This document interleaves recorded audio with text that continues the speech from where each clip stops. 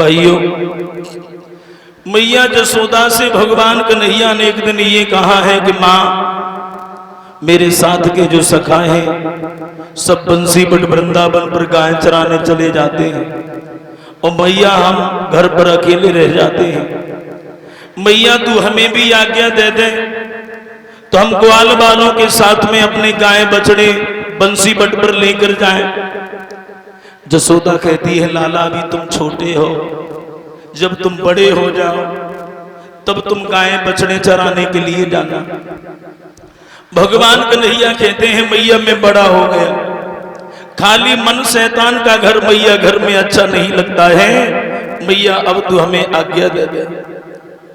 तो मैया जसोदा ने कहा, ठीक है, नहीं मान रहे हो तो चले जाओ, लेकिन लाला एक बात याद रखना। और मैया यशोदा कहने लगी है, कन्हैया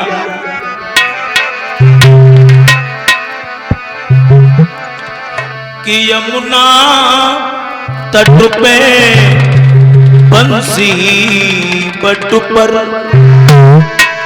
और मेरे लाली भूली कीमत जाना।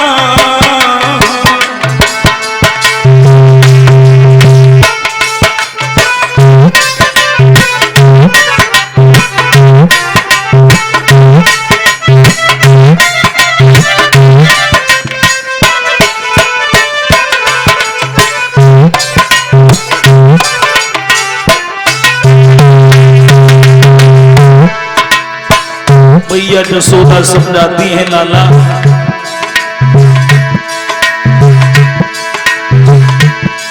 यमुना अरे बंसी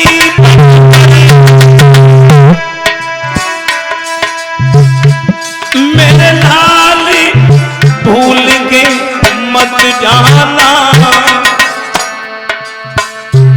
संध्या होने से पहले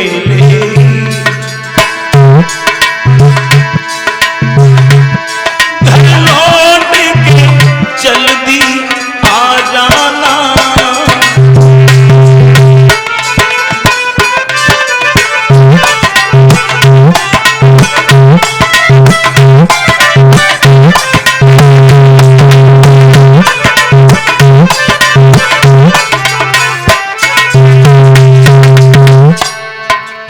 भगवान कन्हैया को यशोदा समझाती है, लाला यमुना तट पर और काली दह पर भूल कर भी मत जाना, क्योंकि वहां पर एक विषैला कालिया नाग रहता है, उसके अंदर बहुत विष है, इसलिए मुझे डर लगता है लाला तुम कालिया नाग की कहीं चपेट में ना जाओ, काली दह पर मत जाना।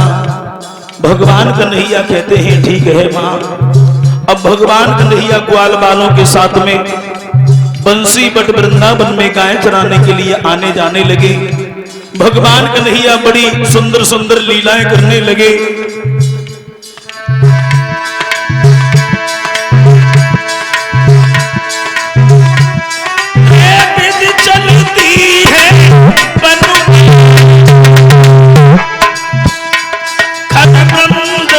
सुरीले गाते हैं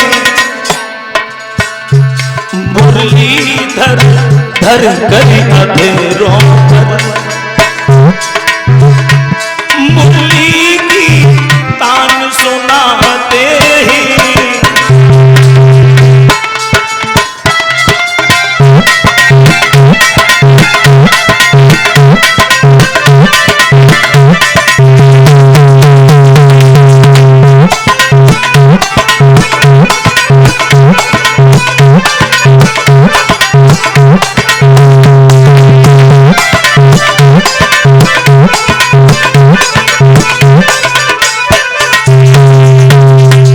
भगवान कन्हैया यशोदा से आज्ञा लेने के बाद गाय बछड़े चराने के लिए बंसी बट वृंदावन पर आने जाने लगे हैं।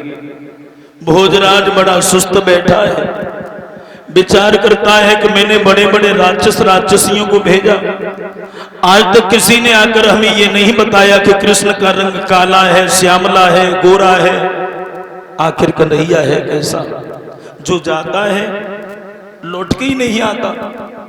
देवर्षि नारद का आगमन हुआ। महात्मा नारद को जब देखा, भोजराज कंस ने कहा, आओ बाबा जी आइए, गुरु होने के नाते से हम तुम्हारा सम्मान करते हैं। न मालूम तुम्हारे जैसे महात्मा हमने कितने मरवा दिए, कितने जेल में भरवा दिए, चित्त तो प्रसन्न है। नारद ने कहा, कंसराज हमारा तो चित्त प्रसन्न है, लेकिन तेरी चिंता लगी रहती है, मेरी चिंता काहे को करते हो? कंसराज सुबह शाम और हम माला जपते रहते हैं और केवल यही भगवान से प्रार्थना करते हैं कि हे भगवान किसी और का कल्याण बाद में कर देना, लेकिन मेरे शिष्य कंस का कल्याण तू जल्दी कर दे। लेकिन अफसोस इस बात का है, जब हम पहले आए थे तब तुम बड़े हष्ट-पुष्ट तंदुरुस्त थे, लेकिन आज चेहरे पर उदासी क्यों है? भोजराज कंस ने पैर पकड़ लिए, बाबा जी क्या बताएं। गोकुल में जो बाबा नंद नाम का अहीर है, बड़ा गरीब था, चरवाई कर करके गुजारा करता था, लेकिन उसके घर पर 9.25 लाख गाय हो चुकी हैं। वो इतना धनवान हो गया है, गोकुल नगरिया को खाली कर दिया उसने, वृंदावन में वास कर लिया और उसने सारा मौजा आबाद कर लिया है। और उसी के घर में दो कृष्ण और बलराम नाम की 2 बालक हैं, वही हमारे काल बताए जाते। देवर्षि नारद कहने लगे, जरा से बच्चों से आप इतने डर गए?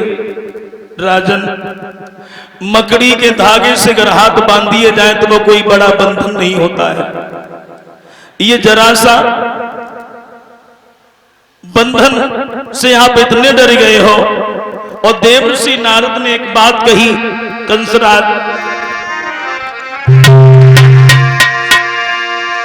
कि बंधन तो क्या बंधन होगा, और मकड़ी के धागे कच्चे से, और तुम तो डरे खूब गए राजन, और ना कुछ अहीर के बच्चे।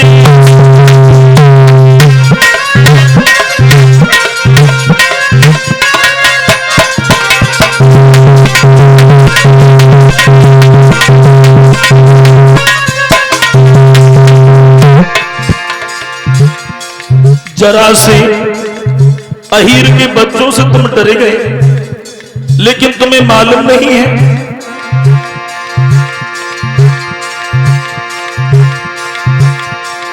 हम तुम्हें एक उपाय बता रहे हैं।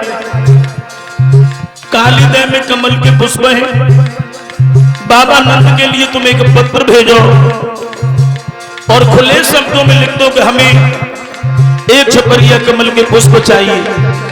एक बात बताएं कंस, वो फूल तोड़ने जाना ही, गाल के गाल में जाना, और हर्रा फिटकिरी ना लगे चौका आना है।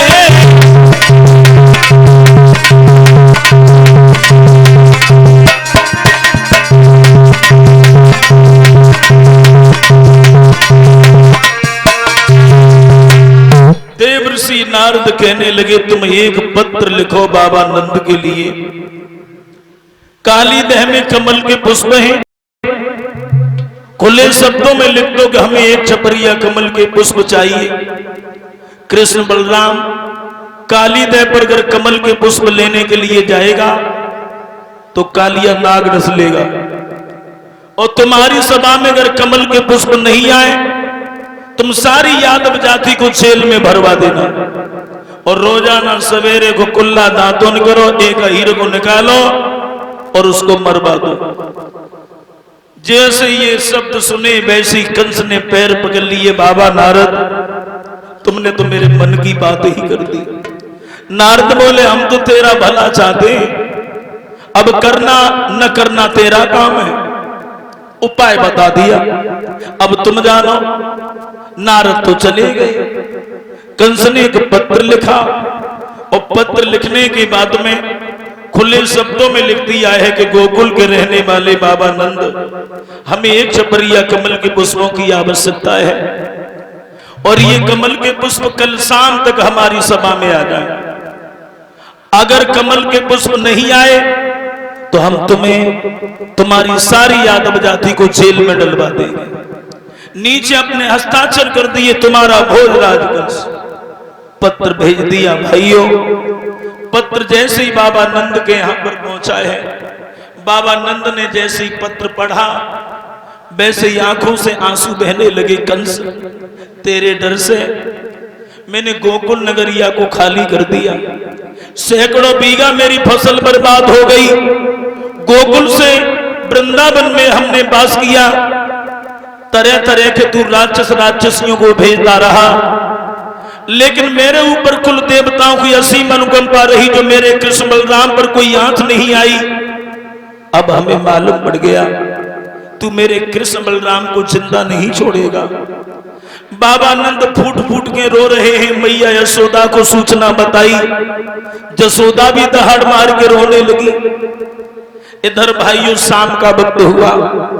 भगवान कन्हैया बंसी बट वृंदावन से जब गाय लेकर आए हैं तो मैया यशोदा से कहा, मां, ग्वाल बालों ने आज मुझे बहुत तंग किया है। मैया, तुमने जो माखन रोटी भेजी थी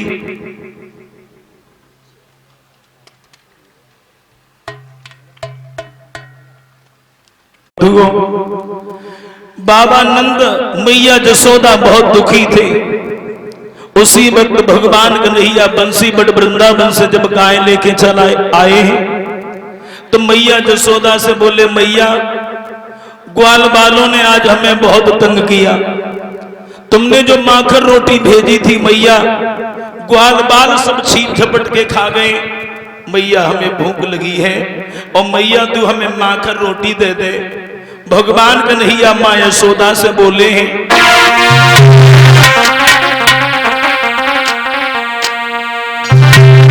कि मांग रहा मां खन रोटी मुझे दे दे मैया, मांग रहा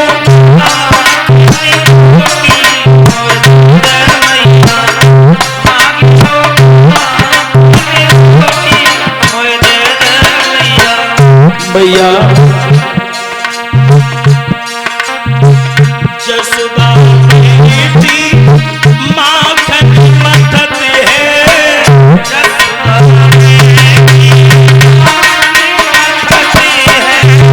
भैया अड़के छोटी छोटी मुझे दे दे मैया।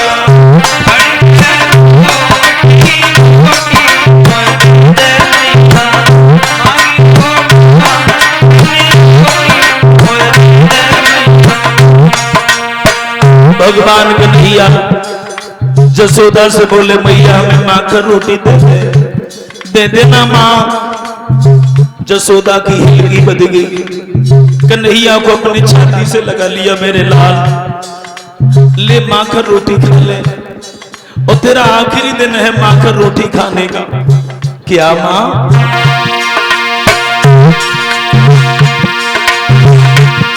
यशोदा बोली,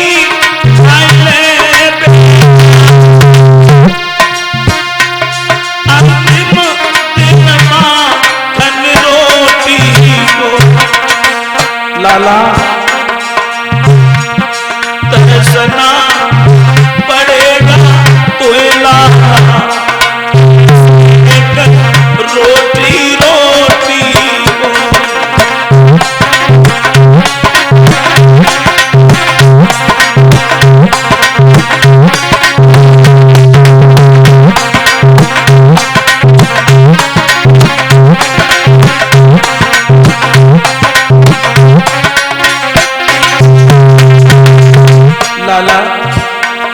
तुझे कल इस माखन रोटी से भेंट न हो, शायद कल तेरे बाबा और मैया यशोदा तुझसे जुदा हो जाए। बोली यशोदा मां,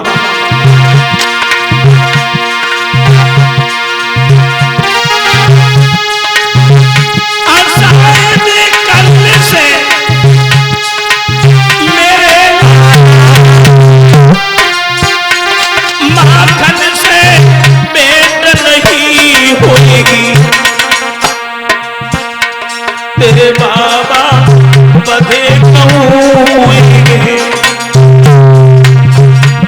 तेरी मैया बड़ी गई होगी।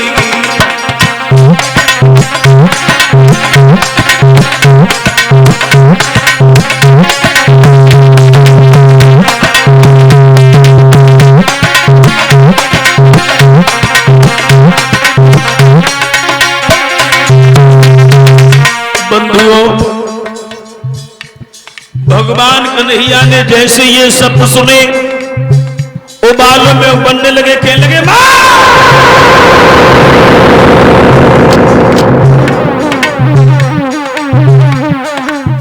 ये तुम क्या कह रही हो? कौन है वो कमीन की औलाद जो हमें मांकर रोटी से वंचित कर देगा? बता दे मां, वो कौन है बुजदिला जिसने तुम्हारी आंखों में आंसू पैदा किए? और भगवान कन्हैया कहने लगे मैया,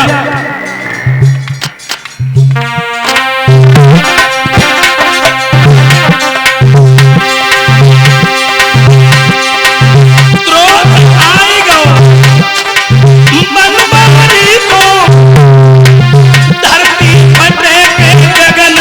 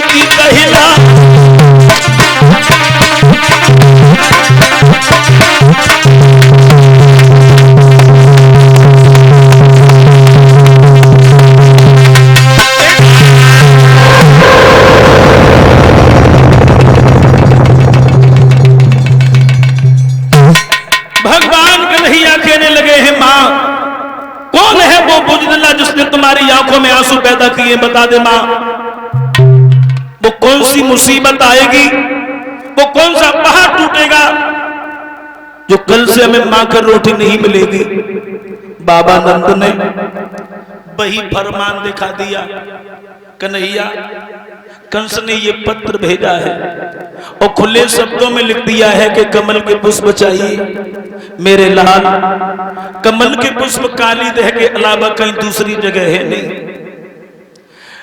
और उस काली देह में विषैला कालिया नाग रहता है।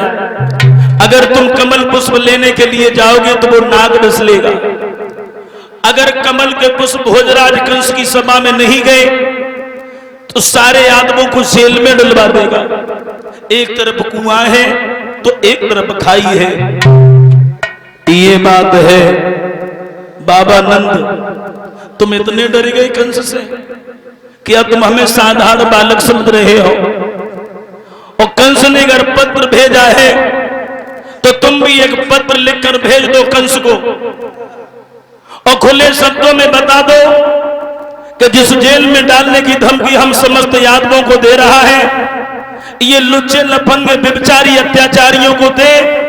जेल हमारे लिए जेल नहीं, सत्याग्रह मंदिर है, मंदिर।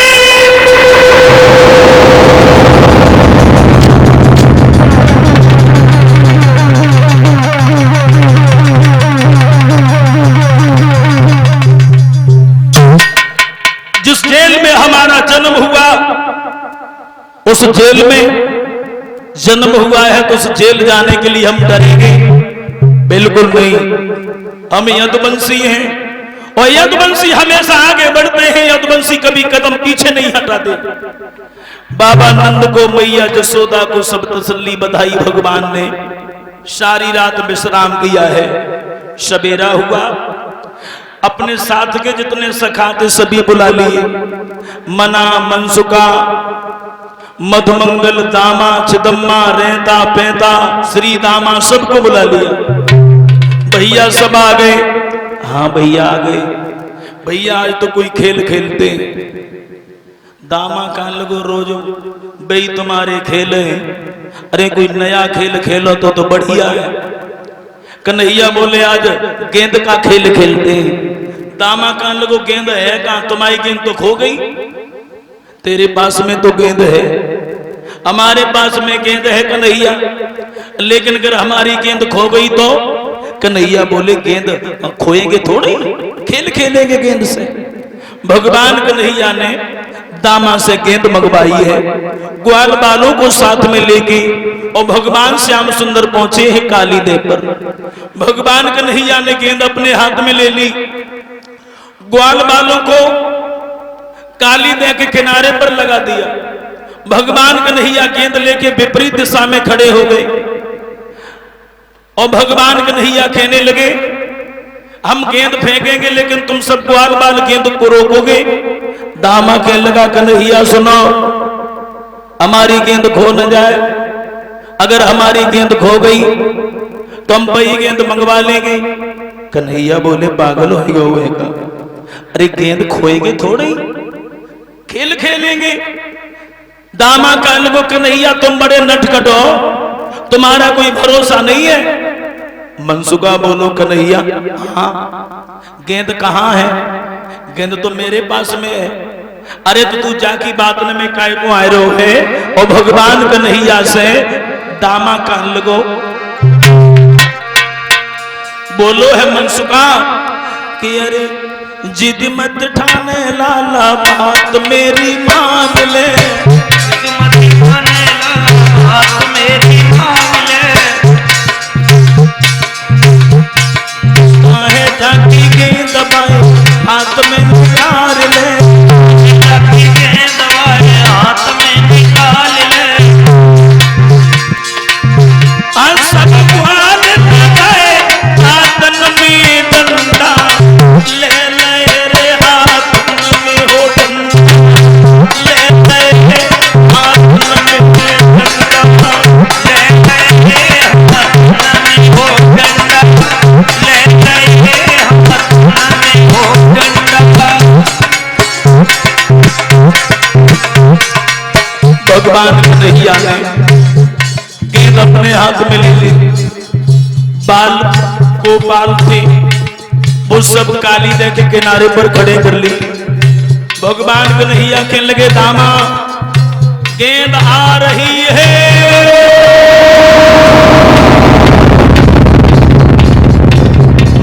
आने दो।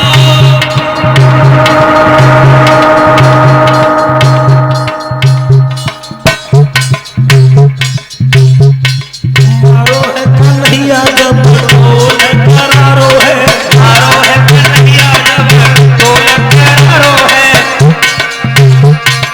एक पीछे भाग भाग सुखा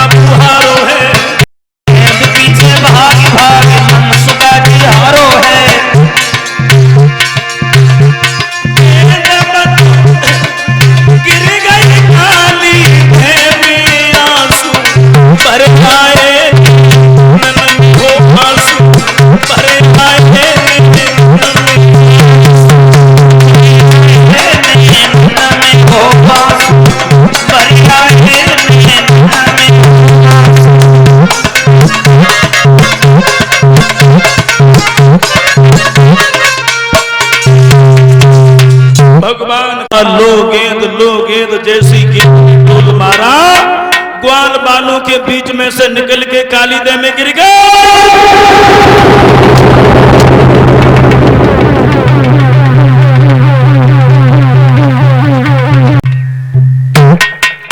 और जो गेंद गिरी, कन्हैया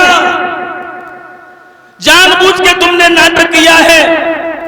मैंने तुमसे पहले ही कहा था कि हमारी गेंद गिर न जाए, लेकिन तुमने हमारी गेंद कालीदह में डाल दी। कन्हैया बोले, दामा अब गेंद तो गिर पड़ी, तो नाराज काहे को हो रहा है? मेरा पीतांबर छोड़ दे दामा। अरे यशोदा मां से कहेंगे दूसरी बनवा देगी। दामा के लगा, कन्हैया दूसरी नहीं, वही गेंद चाहिए, वही गेंद। भगवान कन्हैया बोले, देख दामा, कालीदह में बिसेला कालिया नाग रहता है। अब भला इसमें कालीदह में तो हम जा नहीं सकते, क्योंकि वो कालिया नाग डसलेगा, इसलिए हम तेरी दूसरी गेंद बनवा देंगे। दामा के लगा, कन्हैया बात बात में गेंद चाहिए, वही गेंद। भगवान खराब हो गए, सड़े हुए चिथड़े के ऊपर हमारे पीतांबर को झटक रहा है, तुझे मालूम नहीं। और बोले हैं भगवान, और दामा ना कुछ मसले पर और क्यों विश्व उखाड़े देता है। उस सड़े हुए और चिथड़े पर क्यों पीतांबर फाड़े।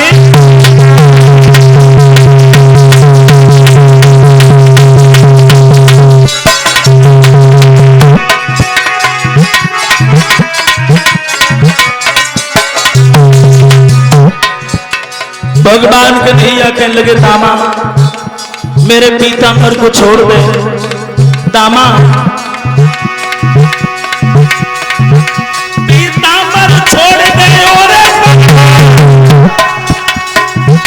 वरना अब मेरी बारी है।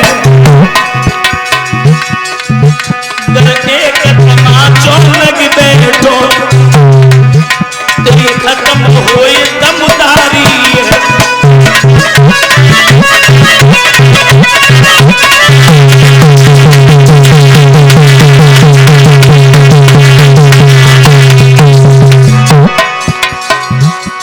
भगवान मुरली मनोहर घनश्याम उबाल में उबलने लगे। दामा एक तमाचा लग गया तो मुंह से लोहू डालने लगे। दामा कहने लगा, कन्हैया चोरी की चोरी सीना जो तमाचा मारोगे, आओ बढ़ो बढ़ो आगे। भगवान कन्हैया कहने लगे, दामा कर मेरा मुक्का लग बैठा, तंबू से लोहू डाली। ओ दामा तेरी फेर नहीं, कर पैर के फंसे।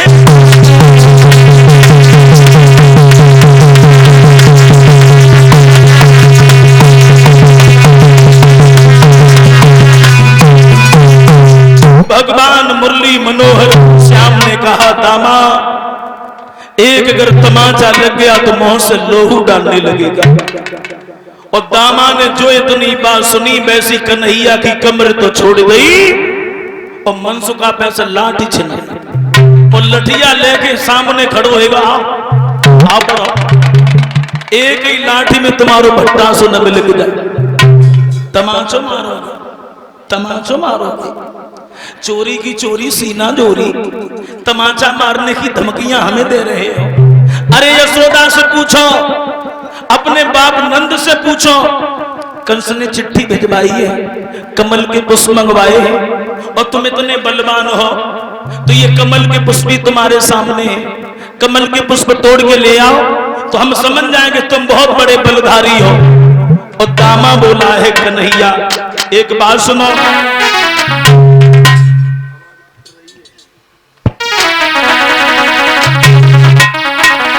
बोला है दामा कि तुम एक तमाचा मारोगे तो मेरी भी लाठी हिलती है।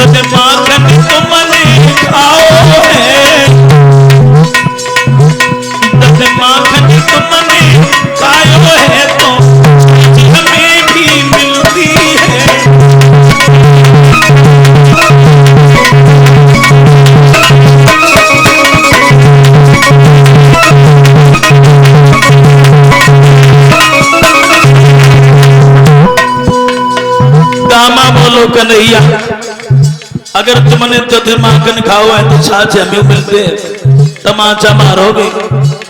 अगर तुम इतने ही बलवान हो, इतने बलधारी हो, तो एक हमारी बात सुन लो। और बोला दामा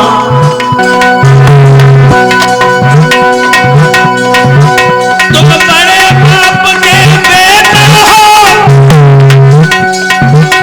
इसलिए हमें धमकाते हो। मामा ने फूल मंगाए, उन्हें क्यों न तोड़ के लाते हो।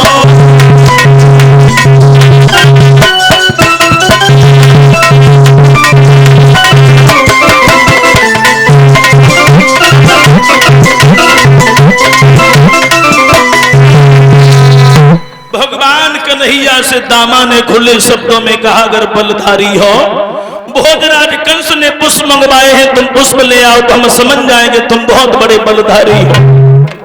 और हमारी गेंद लाकर दे दो तो हम जान जाएंगे तुम बहुत बड़े बनवारी हो। कन्हैया बोले, दामा बहुत बड़ी बात कह गया।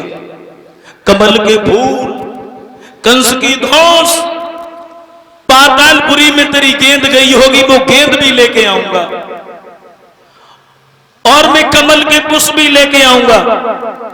और देख लेना दामा, तेरी आंखों के सामने एक दिन अगर मैंने कंस का नाम निशान न मिटा दिया तो मेरा नाम कृष्ण नहीं है। झटका दे के कुंड में बेकूद पड़े गोपाल, हुआ बिना ब्रजराज के ब्रज समाज बेहाल। भगवान कन्हैया ने पीतांबर छुड़ाया और पीतांबर छुड़ाने के बाद भगवान कन्हैया एक छलांग लगाते हैं। कदम का वृक्ष खड़ा था वही काली दह के किनारे पर, कदम के वृक्ष पे चढ़े गए। उसके बाद कदम के वृक्ष से बंसी ली और भगवान कन्हैया उस काली दह में कूद पड़े। और जैसे काली दह में कूदे हैं, ग्वाल बाल रुदन मचाने लगे, दामा को गालियां सुनाने लगे। दामा तेने अच्छा नहीं किया, तेने पीतंबर माला खो दिया, तेने ब्रज का रखवारा खो दिया, मेरा कन्हैया अब नहीं लौट पाएगा, मेरा कन्हैया अब जीवित नहीं बचेगा। इस काली दह में बेसला कालिया नाग रहता है, मेरे कन्हैया को खा जाएगा। बंधुओं, कछ ग्वाल बाल दामा को गाली दे रहे और कछ ग्वाल बाल रोते बिलखते हुए यशोदा मैया के पास में पहुंचे। मैया गजब हो गया, क्या हुआ लाला? तो यशोदा मैया से रो रो के कहा है ग्वाल बालों ने, मैया गेंद का खेल खेलने के लिए मैया काली दह पर पहुंच गए।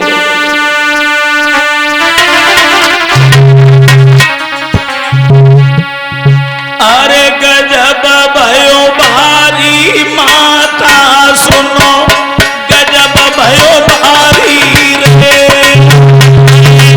भारी माता सुनो, गजब भारी रे। अरे गजब भयो भारी माता सुनो, गजब भयो भारी,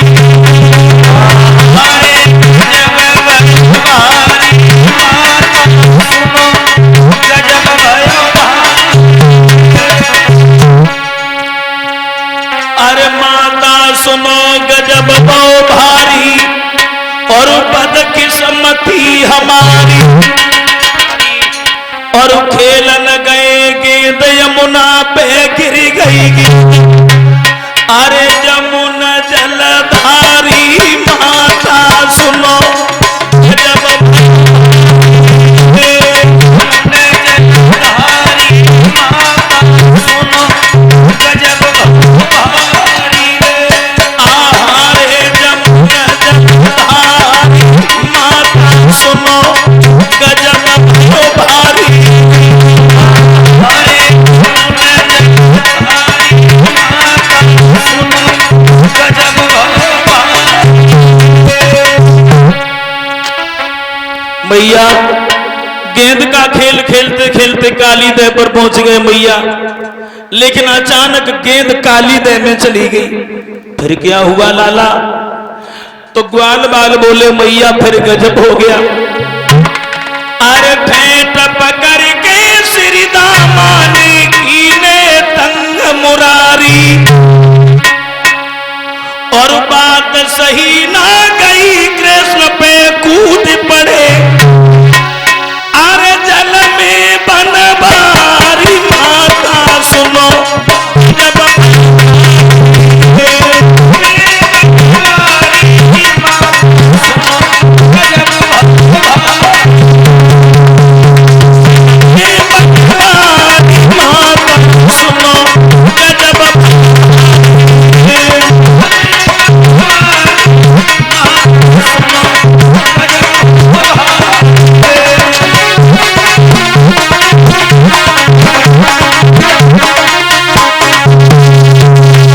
भैया ग्वाल बालों ने जैसे ही बताया कि कन्हैया काली दह में कूद पड़े, गजब हो गया। अरे मात जसोदा, अरे ग्वाल बाल सब रोबत ठाड़े गौए रुअत बिचारी, और मात जसोदा ऐसी रोबे बेटा बिन ममता की हमारी माता सुनो गजब भयो भारी,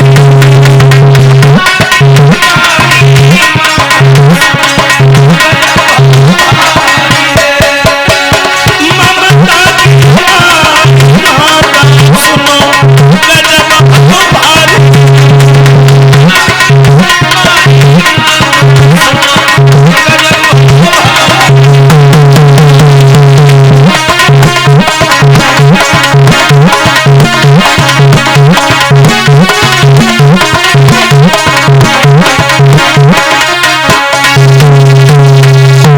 यशोदा ने जैसी ये बात सुनी वैसी पछाड़ खाकर गिर पड़ी, हाय कृष्ण कहकर रुदन करने लगे। बाबा नंद भी अपना सर पीटने लगे, रोहिणी यशोदा बलराम बाबा नंद सभी वृंदावनवासी वहां से दौड़े और रोते बिलखते हुए वहीं काली दह पर आए। मैया यशोदा बलराम से बोली, बलराम तू हमें छोड़ दे, मुझे काली दह में कूद जाने दे, मेरा कन्हैया जहां पर गया है मुझे वहीं जाने दे। बलराम कहते हैं मैया तू काहे को पागल है, कन्हैया अवतारी है, कन्हैया का कुछ नहीं बिगड़ेगा, मेरा कन्हैया जल्दी वापस आएगा। जसोदा बोली लाला मेरा कन्हैया चाहे अवतारी है, मेरा कन्हैया चाहे नर्तनधारी है, लेकिन मैं दोनों तरह से भिखारी हूं। बोली यशोदा कि वो नरहिया और अवतारी है, और मैं दोनों तरह भिखारी हूं।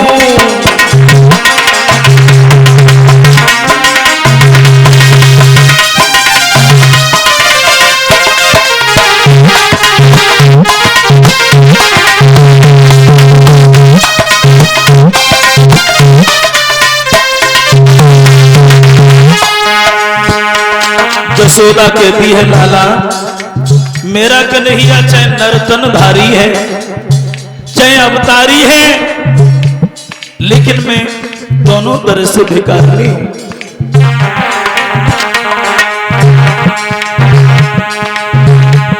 बलराम कृष्ण को बुलवाए दे,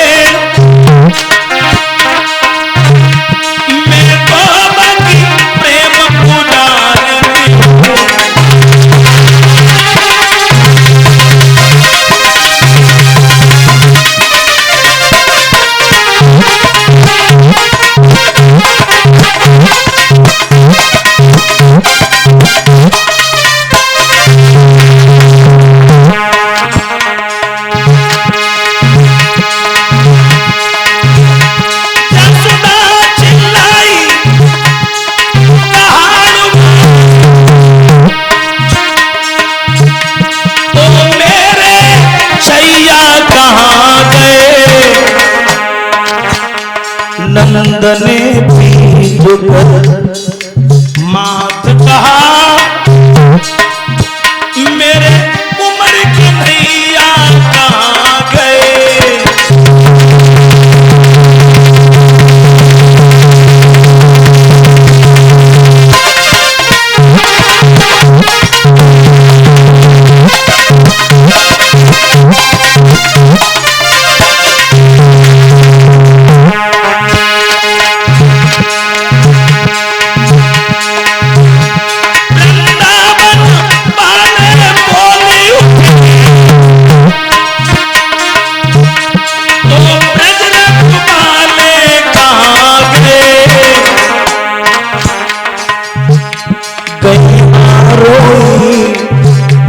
बच्ची चहके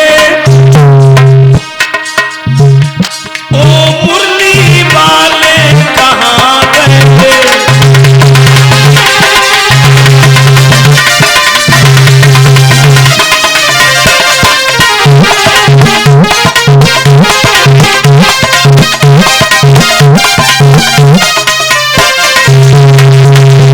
इस तरह से माँ यशोदा बाबा नंद रुदन मचा रहे।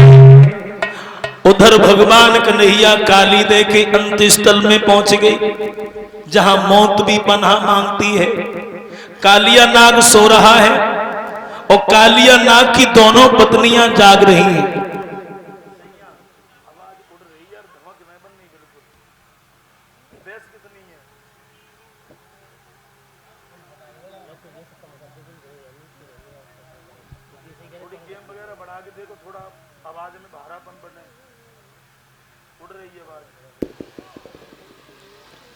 भगवान मुरली मनोहर घनश्याम काली दह के अंत्यस्थल में पहुंच गई।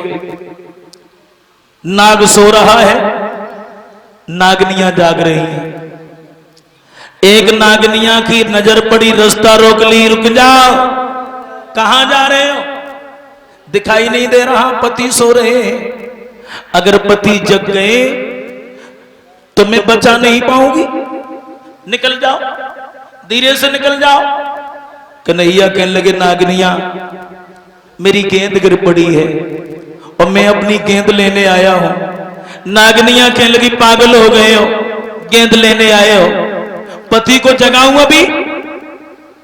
अगर हमारे पति जग गए तो मैं बचा कर भी नहीं बचा पाऊंगी, इसलिए धीरे से निकल जाओ। भगवान कन्हैया कहते हैं नागनिया तू बार बार अपने पति की धमकियों से हमें डराना चाहती है और बार बार अपने पति का नाम लेकर हमें यहां से भगाना चाहती है, लेकिन तुझे मालूम नहीं हम यदुवंशी हैं और यदुवंशी हमेशा आगे बढ़ते हैं, यदुवंशी पीछे नहीं लौटते। और भगवान कन्हैया बोले हैं नागनिया तुझे मालूम नहीं,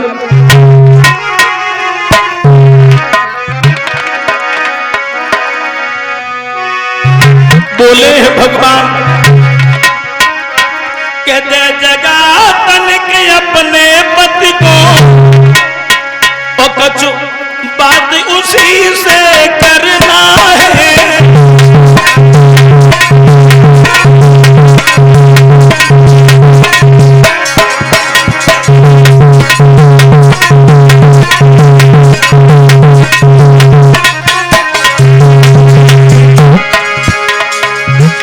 बोले हैं भगवान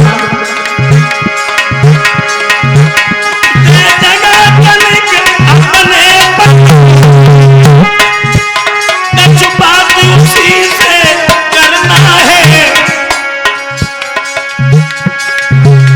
हम मरबे को घर आए हैं तो मरने से क्या डरना है।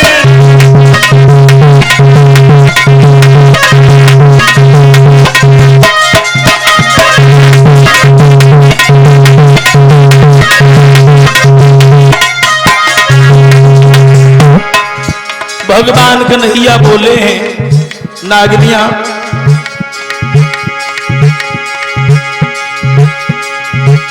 हम ही ऐसे छोटे तेरे पति का गर्भ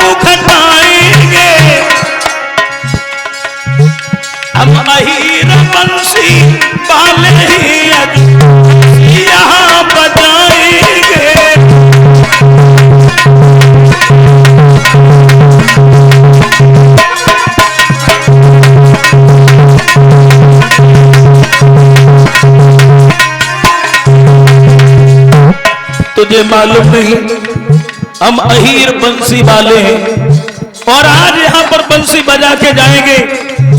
भगवान मुरली मनोहर घनश्याम ने झटका से नाग की पूछ दियो दबा,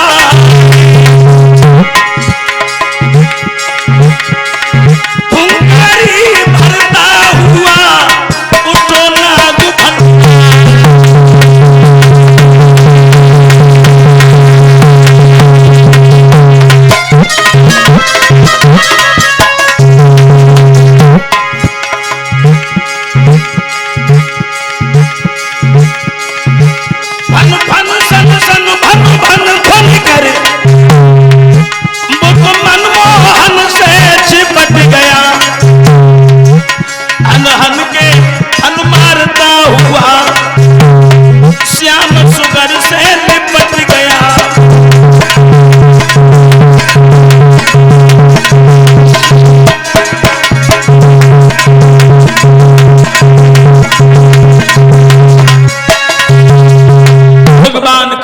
के बदन से वो कालिया नाग लपेटा लगा गया। बंधुओं, भगवान कन्हैया सोचने लगे अब क्या करें, अब तो चारों तरफ से गिर गए।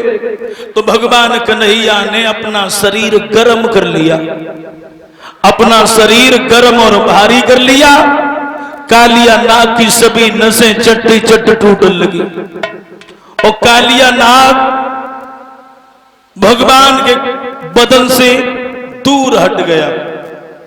उसके बाद में भगवान कन्हैया ने क्या किया, भगवान कन्हैया ने कालिया नाग को पकड़ लिया और भगवान कन्हैया कालिया नाग को पकड़ने के बाद उसके जहर को निचोड़ने लगे। यमुना का पानी खोल गया, जो ज्वाला की लपटें निकल रही थी वो धीरे धीरे शांत होने लगी। बंधुओं, ऐसा ही नहीं,